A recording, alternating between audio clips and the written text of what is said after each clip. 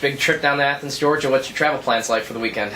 Well, we're leaving Wednesday night, midnight, just so we can get down there at a decent hour in the afternoon, so we can have lunch, good lunch, and then we're going to inter-squad. I think it's important that not only we're going to get out on the field for the first time and take a good round of BP and get some ground balls and fly balls off the bat, but instead of just doing that, hey, let's inter-squad 3 innings. So that's our plan. So we're going to go through BP and do our pregame type of workout, and then we'll go right into an inter-squad. Weather hasn't exactly been the most favorable up here in the valley. So when you get down there to Athens, are you going to immediately hit the field and just stay there as long as you can? Oh, yeah, definitely. I think that if we could stay a whole week, that would be awesome. But we have been out, all of last week. Whether it's out on the football stadium field, that's been a huge help. We've been playing the game 21 outs, and everything has to be perfect for an out to be recorded. And so I think it's been important this past week that we've been out, and we're going to go out again today. Everything that you've been accomplishing in winter workouts, what's been the highlight or the best thing that you've seen your team do so far? I just think the amount of live at-bats that we've had. I'm very pleased with the way our pitchers have been recording their outs and hitting their spots. I'm very, very pleased with the way our pitchers are right now. And I'm pleased with the amount of, like I said, the amount of at-bats, live at-bats, that our position players are able to see. What's your evaluation of your team's progress from the beginning of winter workouts to this trip going down south? You still feel that you're behind in the southern team a little bit, being that they've been out for since February 1st, inter-squatting, and we've been in. But I still like our progress. I think I like where we're at right now. We've done everything that we can do. We've prepared them for everything, every type of happenings that can happen, during the course of a game. And I'm very pleased with where we're at right now. Over the next month, you have Georgia on the schedule, VMI, Marshall, just to name a few of the very tough competition that you have coming up. Mm-hmm. What did you take into consideration when making this non-conference Southern trip? You have to play those tough teams early. I believe that gets you prepared for your tough Horizon League conference. It's a very, very tough conference from top to bottom, and playing the tough teams, you're seeing how they are and how they play the game, and may pick up a few things here and there. But I think it's important that we see very, very good competition, and we're seeing that early. We definitely are. Georgia is certainly no slouch, nationally recognized, right up there in the World Baseball Championships.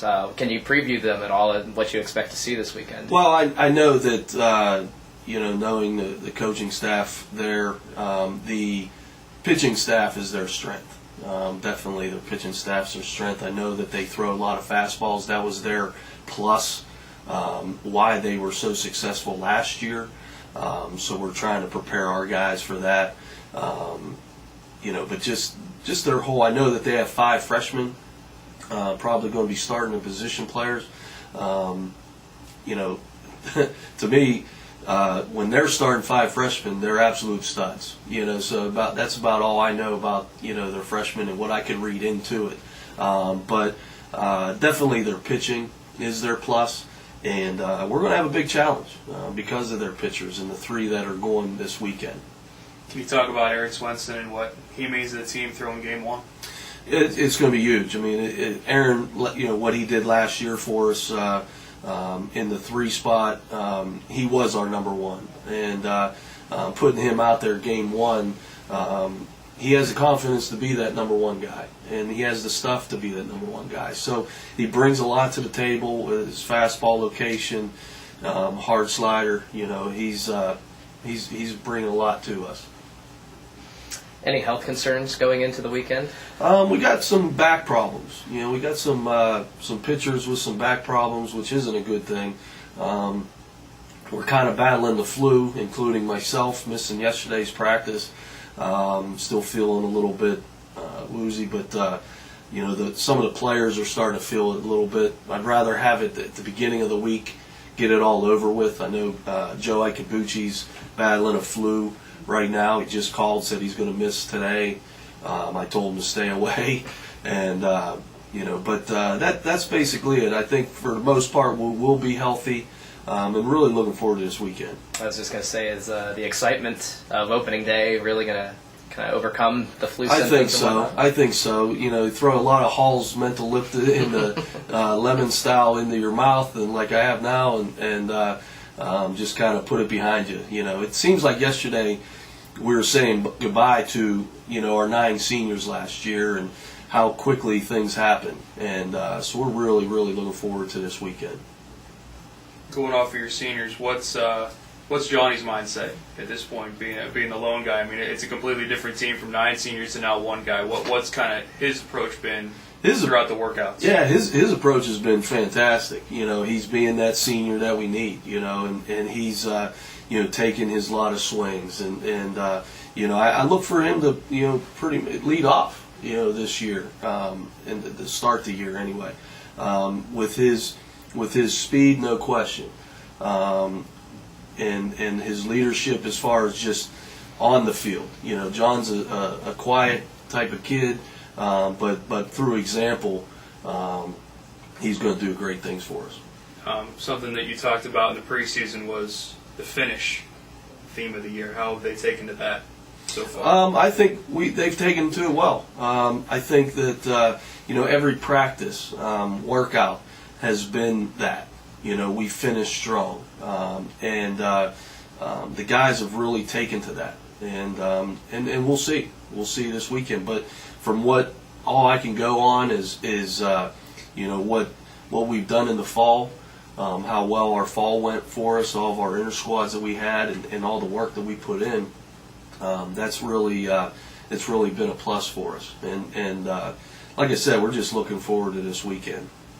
You had a 1-run game last year, Georgia Tech, another 1-run game against Penn State. Just talk about maybe what needs to happen against Georgia that maybe didn't happen against Georgia Tech and Penn State. Well, the Georgia Tech one, I would still wave him home, not to end the game at the plate. I would still wave him home.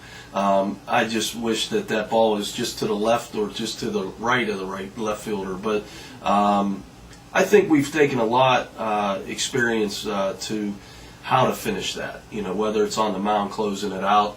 I feel that we are better defensively than we were last year. So that's really going to help. That's really going to help in finishing games because pitching and defense do win the game. So we have a very good mindset with our pitchers, and we're better defensively.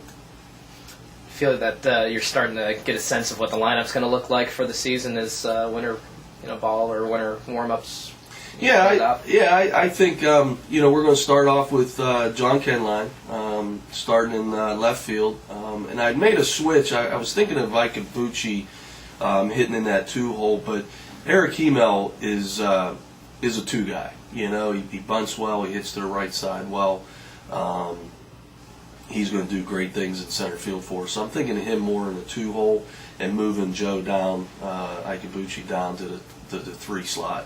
I'm thinking of Greg Dissinger in the 4, Anthony Porter in the 5 because he's been very comfortable there last year for us.